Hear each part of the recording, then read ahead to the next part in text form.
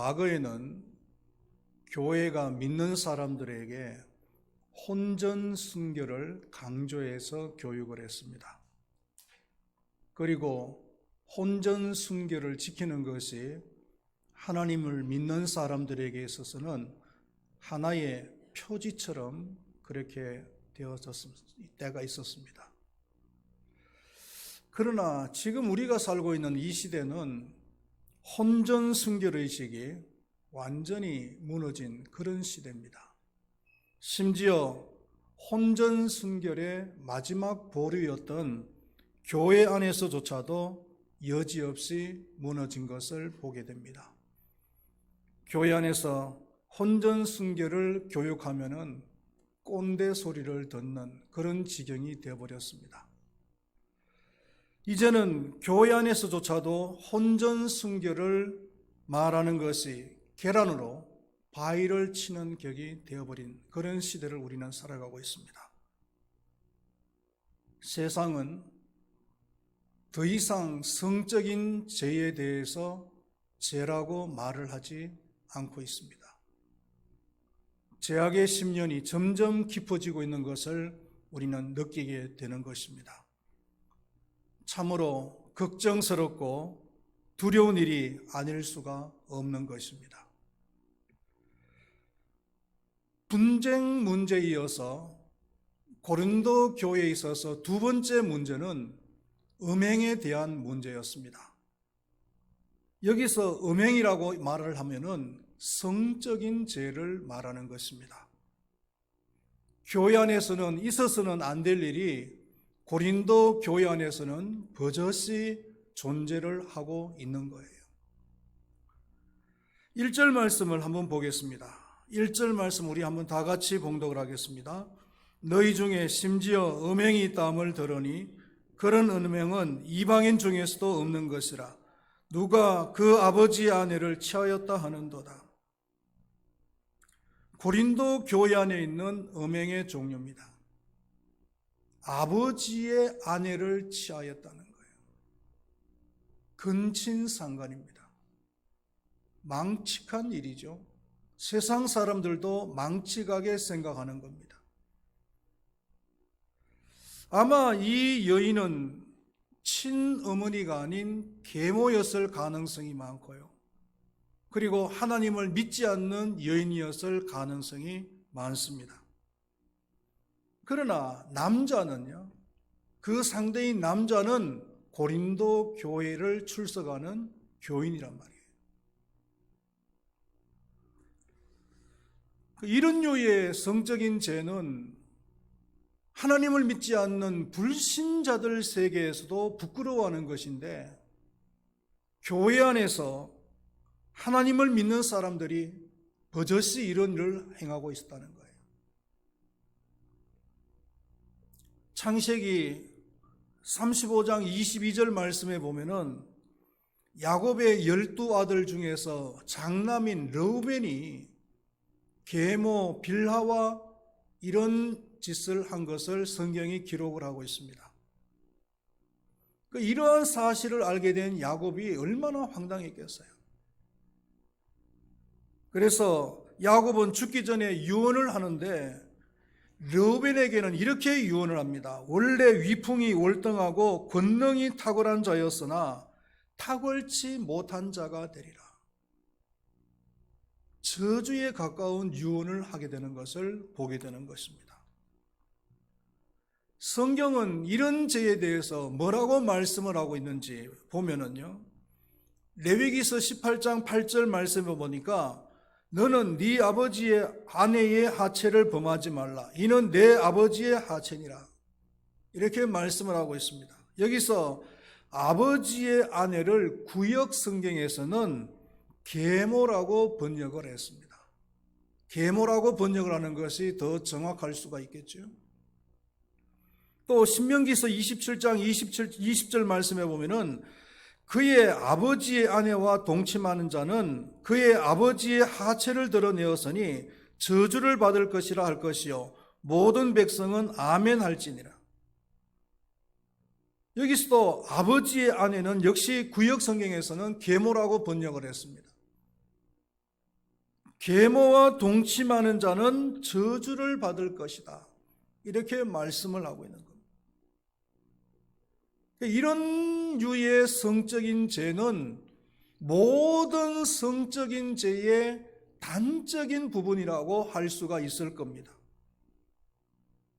일반적으로 성적인 죄라고 했을 때, 성경이 말하는 성적인 죄라고 했을 때는 결혼이라고 하는 테두리 안에서가 아닌 그 테두리 밖에서 일어나고 있는 모든 성적인 행위.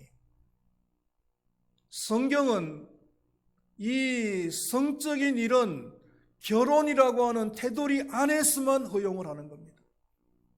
결혼이라고 하는 테두리 안에서 성적인 일은 그것은 거룩한 일이고 하나님께서 주신 축복이라고 말을 하죠.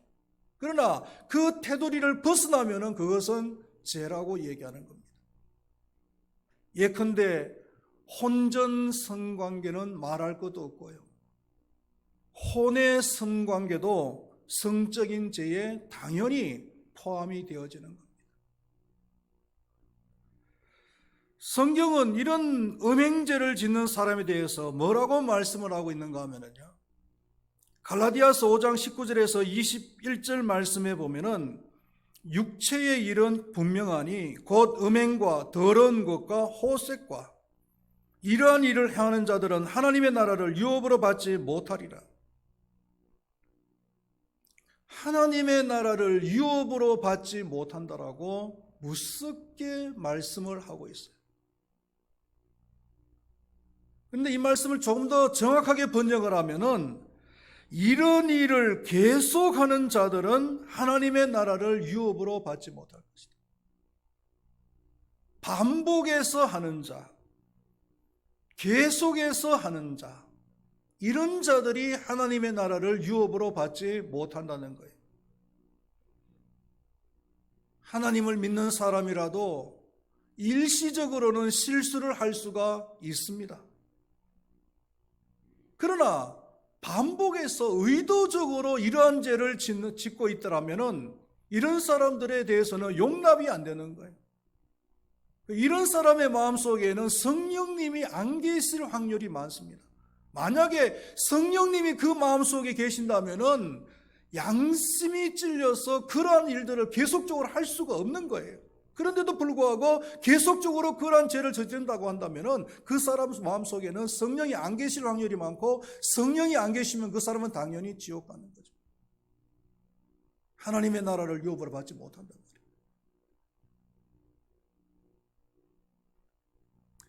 고린도전서 5장 5절에서 오늘 봉독했던 5절 말씀에서는 이런 자를 사탄에게 내주었으니 이는 육신은 멸하고 영은 주 예수의 날에 구원을 받게 하려 함이라고 했습니다. 영과 육이 다 같이 영화롭게 구원을 받는 것이 아니라 육신은 멸하고 영은 구원을 받는다.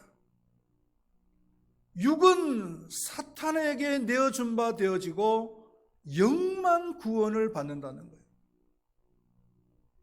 그 육신이 사탄에게 내어준 바 되면은 사탄이 그냥 두겠어요?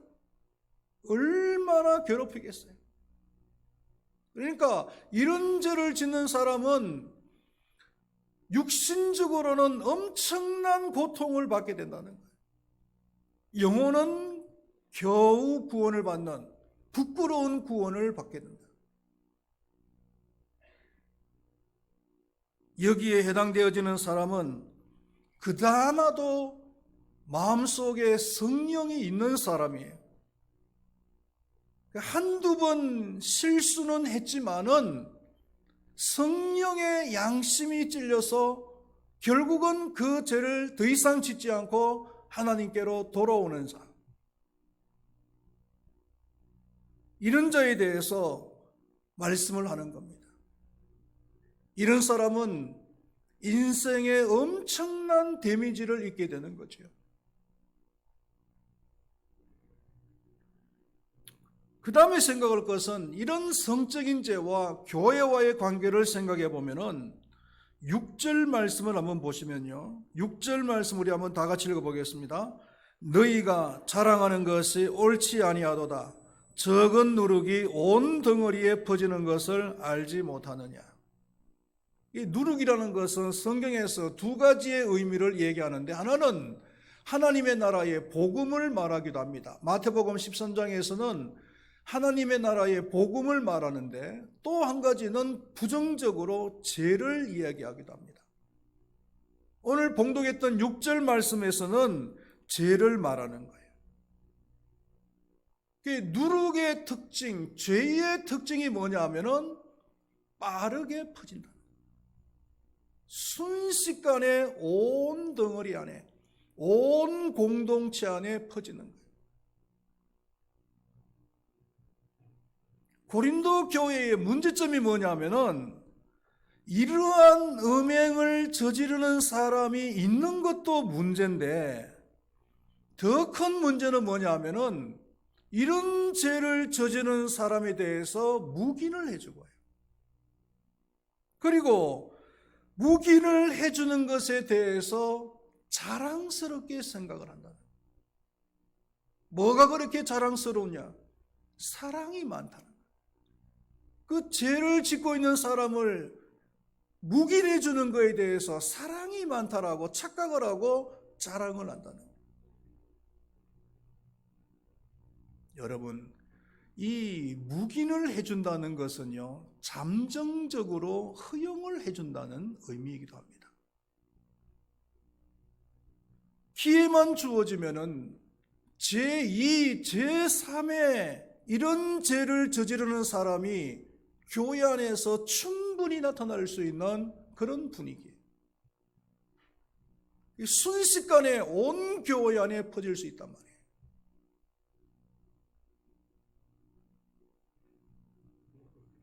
그렇다면은 교회는 이런 음행죄에 대해서 어떻게 해야 되는가? 첫 번째로는 판단을 해야 됩니다. 3절 말씀에 보면은 내가 실로 몸으로는 떠나 있으나 영으로는 함께 있어서 거기 있는 것 같이 이런 일 행하는 자를 이미 판단하였노라. 판단한다는 얘기는 죄를 죄로 여긴다는 얘기예요. 고린도 교회의 문제가 뭐라 그랬습니까?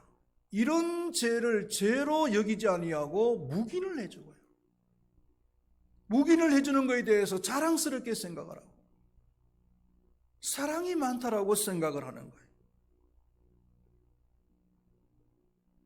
이것은 교회가 가져야 될 바람직한 자세가 아닌 겁니다. 세상은요, 이미 성적인 죄에 대해서 판단하는 것을, 판단할 수 있는 능력을 상실했어요. 이미 간통죄 같은 죄도 법적으로 실정법으로는 이제는 더 이상 정죄하지 않잖아요.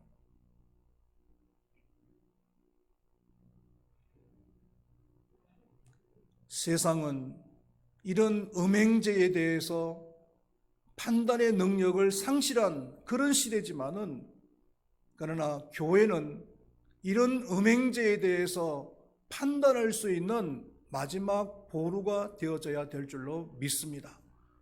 음행죄에 대해서 죄라고 말할 수 있는 그런 우리 큰바위교회 성도님들이 될 수 있기를 축원드리겠습니다. 그리고 두 번째로는 이런 자들과는 사귀지를 말아야 됩니다. 9절 말씀을 우리 한번 다 같이 읽어보겠습니다. 내가 너희에게 쓴 편지에 음행하는 자들을 사귀지 말라 하였거니와. 물론 여기서 음행하는 자들이 세상 사람들일 경우에는 얘기가 달라집니다. 그 세상 사람들이 음행하는 것은 너무나 당연하기 때문에 그 세상 사람들과 사귀지 말라는 얘기는 아니에요. 그 세상 사람들과 사귀지 않으려고 한다면은 세상 밖으로 나가야 된다. 바울은 그렇게 이야기하죠. 쉽게 이야기하면은 지구를 떠나야 된다는 거예요. 그럴 수는 없잖아요. 그러나 교회 안에서 음행죄를 저지르는 사람이 있다면은 그런 사람에 대해서는 통한이 여기고, 그리고 사귀거나 동조를 해서는 안 되는 겁니다. 그런 사람들과 가까이 하고 그런 사람들에게 동조를 한다 그러면은 교회 안에 순식간에 그런 음행죄가 퍼질 수가 있다는 거예요.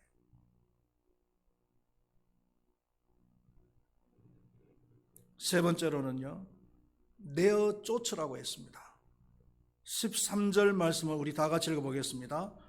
밖에 있는 사람들은 하나님이 심판하시려니와 이 약한 사람은 너희 중에서 내어 쫓으라. 이 밖에 있는 사람은 세상 사람들을 말하는 겁니다. 세상 사람들이 이런 음행죄를 저지르면 하나님께서 심판하시는 거고, 교회 안에서 이런 음행죄를 저지르는 사람이 있다면 내어 쫓으라는 거예요. 다른 말로 하면 치리를 해라는 거예요. 치리. 그 위대한 신학자이면서 종교개혁자인 켈빈은 교회에 세 가지가 있어야 된다. 세 가지의 본질이 있어야 되는데 그 세 가지가 뭐냐면은 첫 번째로는 말씀이 있어야 된다. 교회가 말씀이 없으면은 그건 교회가 아니다. 하나님의 말씀이죠. 두 번째로는 성례가 있어야 된다. 그리고 세 번째가 치리가 있어야 된다 그랬습니다. 이 세 가지, 말씀과 성례와 치리, 이 세 가지가 있어야 교회는 교회가 된다. 이렇게 이야기를 했습니다. 그런데 오늘날 교회를 한번 보십시오, 여러분. 오늘날 교회를 보면은 말씀은 있어요. 그리고 성례도 행합니다. 그런데 치리가 있습니까? 치리가 없어요. 왜 교회가 치리를 안 하느냐면요, 교회가 치리를 하면은 대들어요. 대듭니다. 그리고 두 번째로는 안 대들면은 교회를 옮겨버립니다. 교회를 옮겨버리면은 치리를 하는 목적이 없어지는 거예요. 우리 교회에서 이 사람이 잘못해가지고 교회에서 치리를 했는데 다른 교회로 가버리면 다른 교회가 어서 없이 하고는 환영을 하고 받아가 버리는 거예요. 그러니까 치리하는 의미가 뭐가 있습니까? 이런 의미에서는 오히려 로마 캐톨릭이 더 좋다라고 저는 생각을 해요. 로마 캐톨릭에는 위에 제일 수장이 있기 때문에 그 수장이 그 교회를 다 관리하잖아요. 그래서 이 교회에서 이 교회로 옮기면은 이 교회에서 치리받으면은 저 교회에서도 치리받은 자가 되는 거예요. 그러니까 교회를 옮겨도 꼼짝 못해. 그 라오스를 가봐도요, 라오스 교회도 그래요. 라오스 교회 안에, 그 비엔티안 안에 대표적인 교회가 세 교회가 있는데, 총회 본부교회가 낙함 교회고, 아누 교회가 있고, 그리고 나사이 교회라고 세 교회가 있어요. 정부에서 허가를 해준 교회.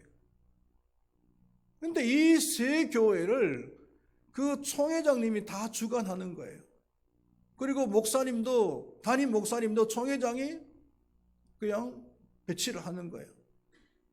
그러니까 교인들도 이 교회 갈 수도 있고 저 교회 갈 수도 있고 그냥 마음대로 교회를 갈 수가 있는데, 이 교회를 가도 총회의 지도를 받아야 되고 저 교회를 가도 총회의 지도를 받아야 돼요. 이 교회에서 치리받았다고 해서 저 교회 간들 별 수 있느냐? 도망갈 수가 없어요. 그런데 우리 한국 교회는 어떻습니까? 교회가 막 각자 프레이야, 각자 프레이. 그러니까 이 교회에서 치리하면은 이 교회 아니면 없냐? 하고는 그냥 다른 교회 가버리면 끝이에요. 그럼 다른 교회에서는 어서 오십시오 하고 환영을 하고 받아가 버리고. 그러니까 치리가 없는 거예요.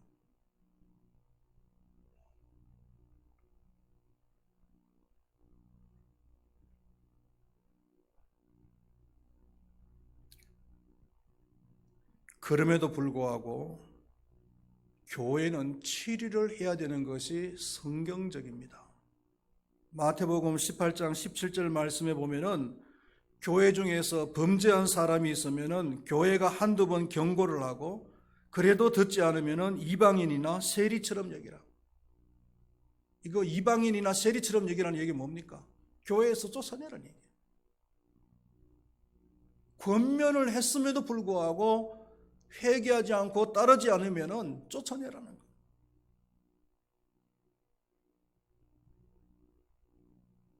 체리를 하는 이유가 뭐겠습니까? 체리를 하는 이유는 교회의 성결을 보존하기 위해서요. 8절 말씀의 표현대로 하자면은 순전함과 진실함을 보존하기 위해서요. 교회의 순결, 교회의 성결은요, 교회의 생명입니다.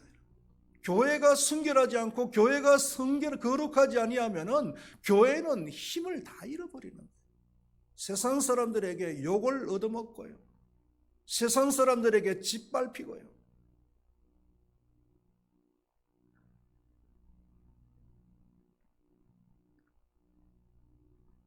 그 유명한 이야기가 있잖아요. 서울 사랑의 교회 그 부목으로 계시던 분이 부산에 있는 어느 교회에 청빙을 받아서 갔는데, 교회가 100년이 넘은 교회고, 그리고 총회장까지, 우리 교단의 총회장까지 배출한 유명한 교회예요. 그리고 아주 교회가 위치도 좋은 그런 위치에 있고요. 그런데 교회가 부흥이 안 되는 거예요. 그래서 이제 서울에 있는 유명한 교회에 수석 부목사님을 이제 청빙을 이제 한 거죠. 그 목사님도 아주 성격이 아주 대나무와 같은 그런 분이셨어요.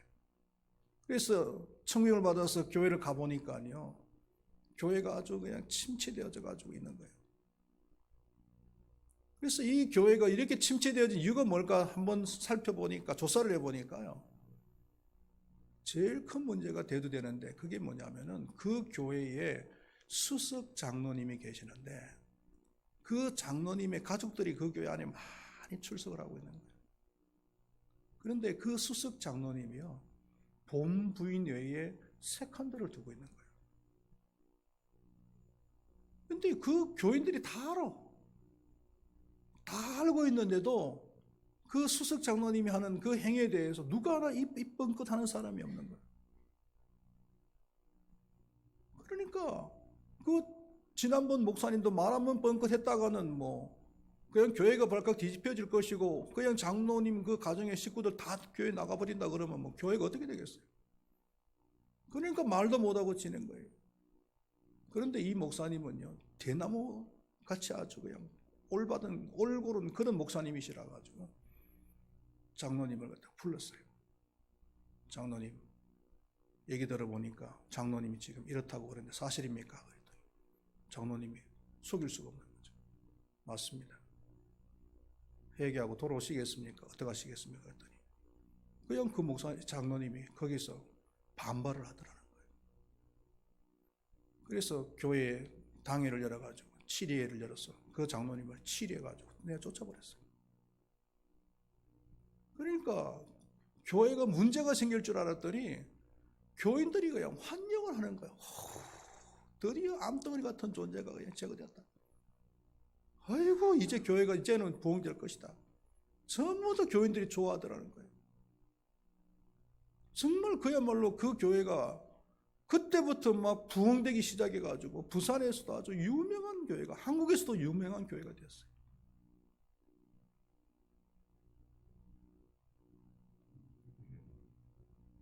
교회가 성결해야 되는데 성결의 모범을 보여야 될 사람이 성결하지 못하니까 교회가 세상에 역할을 못하는 겁니다. 힘을 잃어버리는 거예요.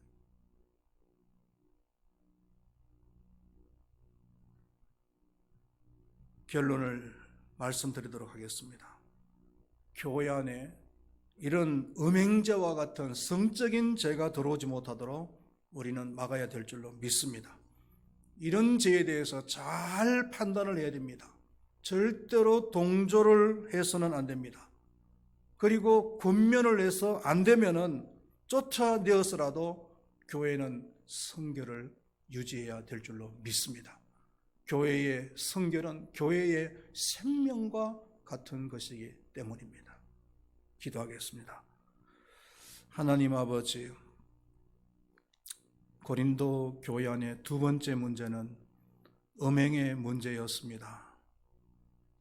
교회 안에서 부끄러운 음행죄를 저지르는 사람이 있었음에도 불구하고 교회는 그를 판단해서 내어 쫓지는 못하고 오히려 묵인을 해주는 것에 대해서 사랑이 많다라고 자랑까지도 하는 그런 분위기였습니다. 그러므로 인해서 교회는 몸살을 앓고 있었습니다. 하나님, 오늘 이 말씀을 통해서 우리는 많은 교훈을 받게 하여 주시옵소서. 교회는 성결해야 됩니다. 교회는 순진해야 됩니다. 그리고 진실해야 됩니다.